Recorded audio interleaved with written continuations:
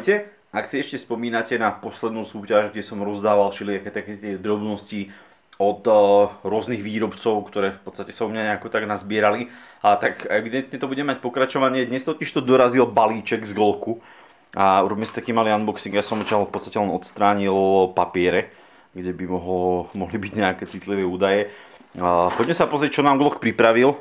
Samozrejme, nejako vymyslím aj spôsob, ktorým sa k tým veciam budete môcť dostať. Nie, že vymyslím, už som ho vymyslel. Takže vám ho za chvíľku prezradím. Napríklad niekto bude môcť získať takýto zaujímavý balíček vzduchu z Číny. Veľmi cenný.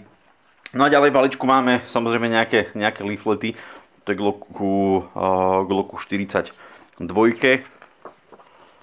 Taký nejaký infoletáčik. Ono to môže byť pekné do zbierky alebo niekde na stôl, na stenu a tak ďalej. Ja som mal istý čas takto ozdobenú jednu miestnosť. Glock 43. V podstate také tie najnovšie kúsky od Glocku. Glock 41.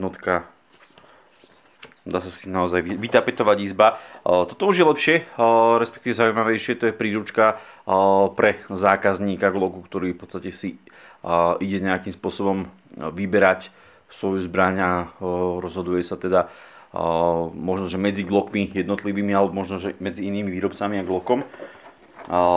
Takže toto tu máme. A ďalej tu máme, čo tu máme? Ďalšia Buyer's Guide na Glocka. Vyzerá to tiež pekne zaujímavé, aspoň na také nejaké oboznámenie sa. Ja verím tomu, že ľudí, ktorí bavia zbrane, to zaujme. A zatiaľ sú to len tak akože veci pomimo. Toto je časopis, ktorý Glock vydáva. Ja mám 2014, takže sa teším na 2015. Sú tam v podstate rôzne články a článočky, samozrejme, ktoré sa viažú k tomu Glocku. Nebudeme naivní. Takže časopisy.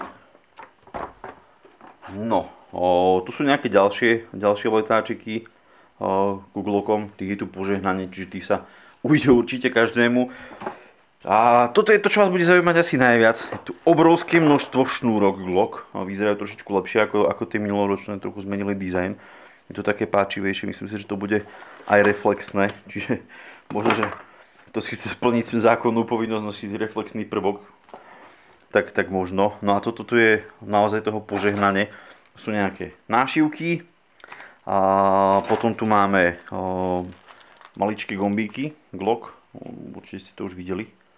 Tak to nejak to vyzerá. Sú tu príviesky, tieto najobľúbenejšie pištolkové. A tie sú nejaké iné. Aha, to je generácia 4. Čiže generácia 4 príviesky. Mám niekde 3. Pozerám, ale asi nie po ruke.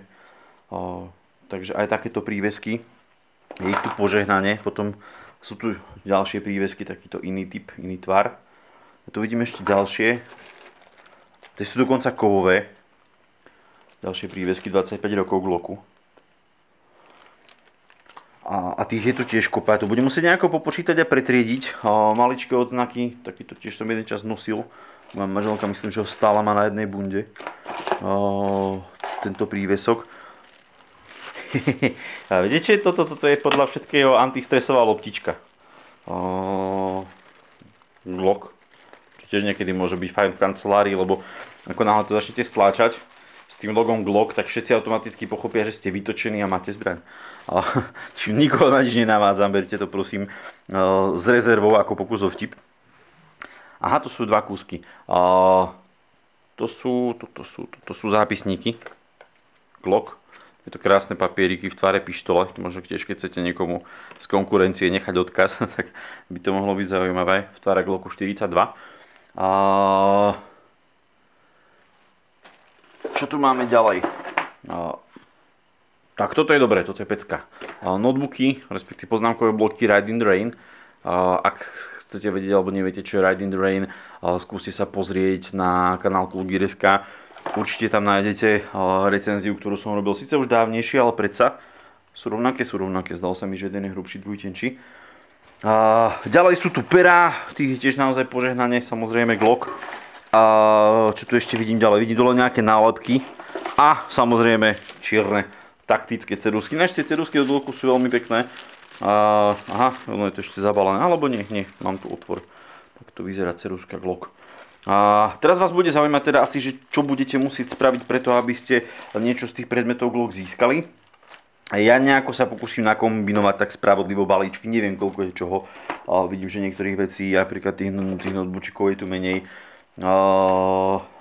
Skúsim to nejako nakombinovať, aby to bolo tak nejak spravodlivé. Každopádne na to, aby ste mohli vyhrať takú nejakú sadu alebo takú nejakú obálku týchto predmetov od Glocku, musíte, respektíve budem od vás chcieť, alebo vás poprosím, skúsim vyhodiť na Facebook teraz nejakú fotku Glocku, ktorú nájdem, a pod ňu skúste, alebo vlastne bude príspevok na Facebooku s týmto videom, tak pod ten príspevok s týmto videom na Facebooku skúste do komentárov vložiť fotku, ako pozeráte Coolgear.sk. Nemyslím teraz, že máte odfotiť monitor, že áno, pozerám Coolgear.sk, ale skúste nejakým vtipným spôsobom, niečo zaujímavé, niečo nápadité. Keďže je tu tých vecí požehnanie, tak vyberiem 10 z vás, ktorí získajú nejakú kombináciu týchto predmetov. Nebudem určovať poradie, že kto je prvý, kto je posledný, ale proste 10 z vás, 10 z tých fotiek, dúfam, že vás bude aspoň 10, ktorých sa zapojíte. 10 z vás vyberiem a 10 z vás pošlom nejakú kombináciu tých reklamných predmetov. Ono sú to drobnosti, ale ja verím, že potešia. Ono je pekné hlavne vidieť, že Glocku záleží, respektíve na takýchto malých trhoch, a mňa to vždy poteší, keď takýto väčší výrobca si spomenie aj na tých svojich slovenských maličkých zákazníkov. Takže asi toľko, ďakujem, ahojte.